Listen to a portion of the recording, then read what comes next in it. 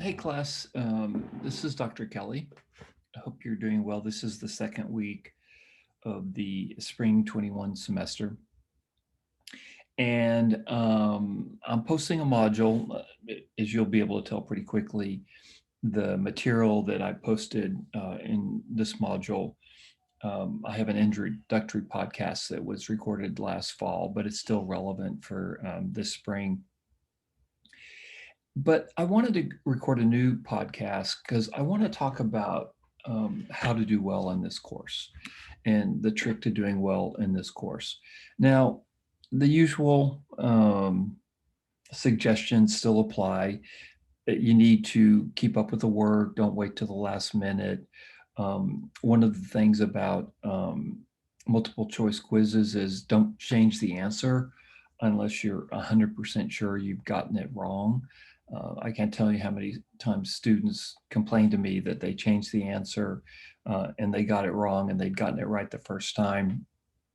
So basically, just paying attention, keeping your head in the game, um, that is absolutely essential for doing well in this course. And I'm kind of curious about how people do in the first quiz, especially in an online environment, because it's so easy just to forget about online courses or just put it off to the last minute. And I'm not being accusatory. That's probably what I would have done as a student. But there is quite a bit of material over the course of the semester that I'm asking you to cover. I don't think this is a hard course, but you do have to stay with it to do well. So, um, what's my number one secret for doing well in this course, in addition to just doing the reading and doing the studying? And the way I approach Texas history is I approach it as a story. That's the way I approach all my courses. History is just a fantastic story with so many ins and outs, you can't even believe it. Things, just crazy stuff happens in history.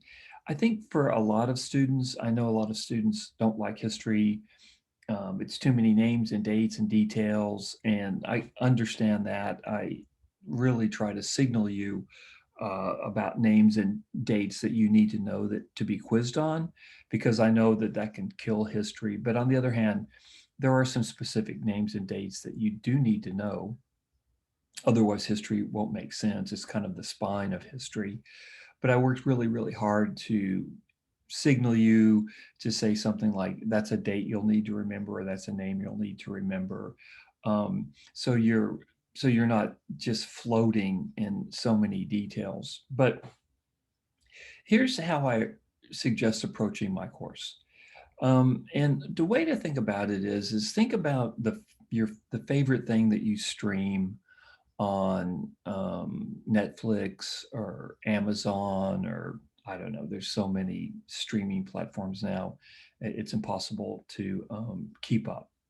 So what I watched over the last couple of months, I watched a show called The Sopranos, which is a fantastic show on HBO. Just amazing. James Gandolfini, one of the great performances in the history of television. Breaking Bad is popular. The Crown. I know Mandalorian was popular. I haven't seen it, and I probably won't get to it for a long time. My son is watching Expanse on Amazon, which he really likes a lot.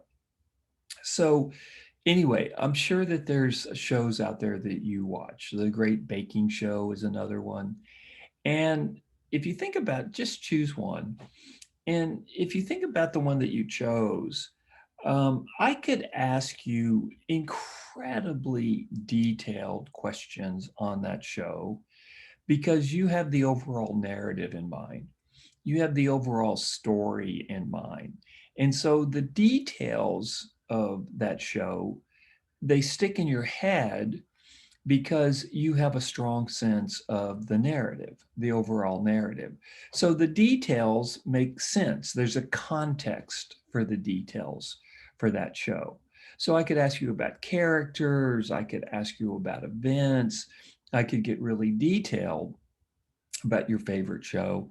And you could answer those questions pretty easily. You might have to do some review, because there's, like I say, there's a context, there's a narrative context for the details in whatever you watch, whatever your favorite streaming show is. Well, that's how I try to teach Texas history, and that's how I approach the podcast. I try to teach it as a narrative.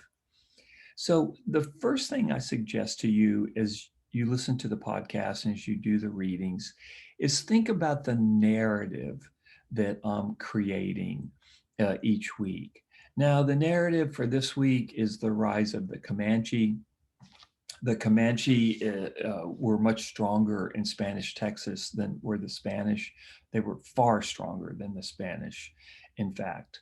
And the Spanish, they don't really pay attention to Texas until they're forced to, because the French move in next door to Louisiana.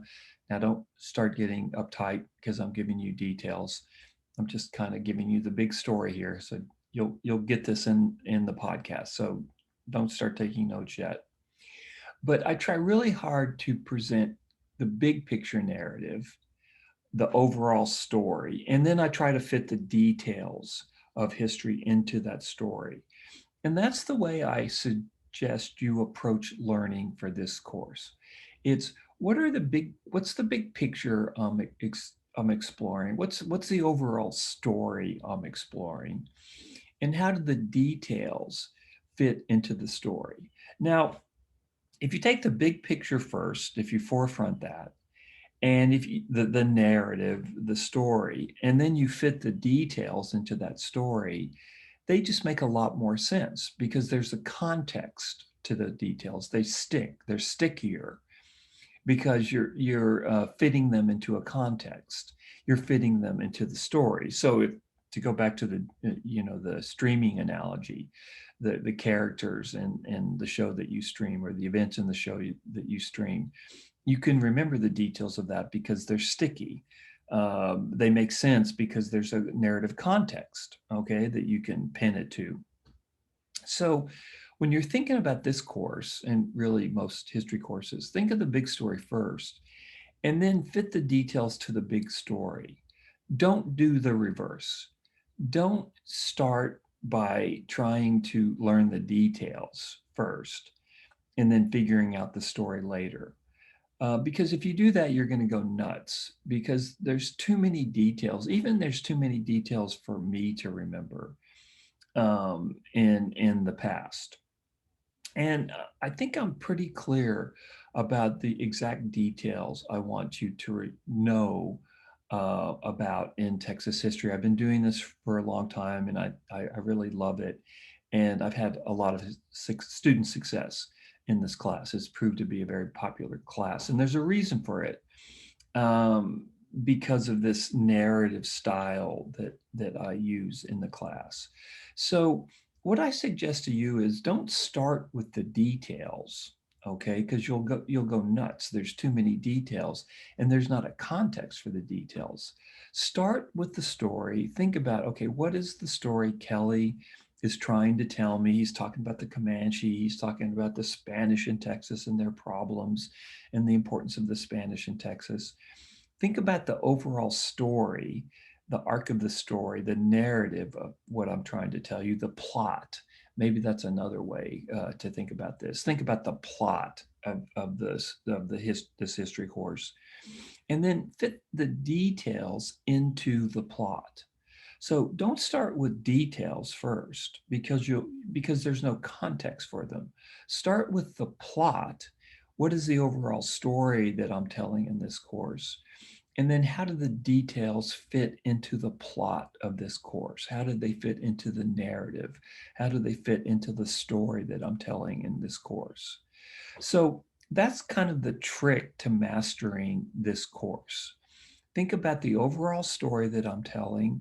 Think about that first. Put that kind of in your head as you start approaching the material.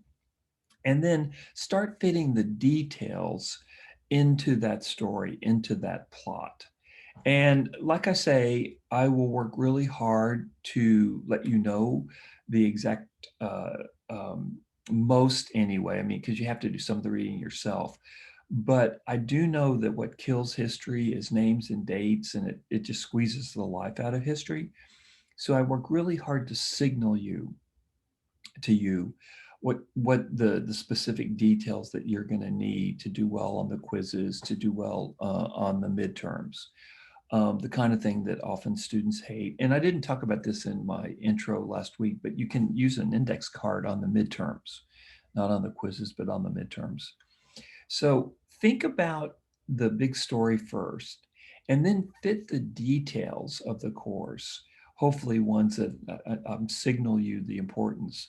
Fit the details into that story. Think about this course as maybe the worst show you've ever streamed in your life, but you still have to take it. And then maybe if I'm lucky, and you'd be surprised how often I catch student interest, you might get into the spirit of how interesting Texas is, because it really is fascinating. And then the history of Texas, and then the dates and the names and the details of history that most students really hate about history, they start to make some kind of sense, and they're easier to remember, they're easier to categorize, because there's a context for them. They become stickier, and stickier in the sense that they fit within that context, within that narrative, within that plot, within that story. It's all the same thing. So that's kind of my number one trick for doing well in this course. Think about the overall story, and then hopefully, with my help, because I'll be signaling you, where do the details, the significant details, where do they fit in to the overall story? Oh, by the way, I don't, when I record these, I usually don't show myself. I'm in my office, but I just think the human voice does all the work that needs to be done. So I guess the only time you'll see me in the semester is when I'm turning off Zoom, or if you Zoom with me, which would be great if people make appointments with me.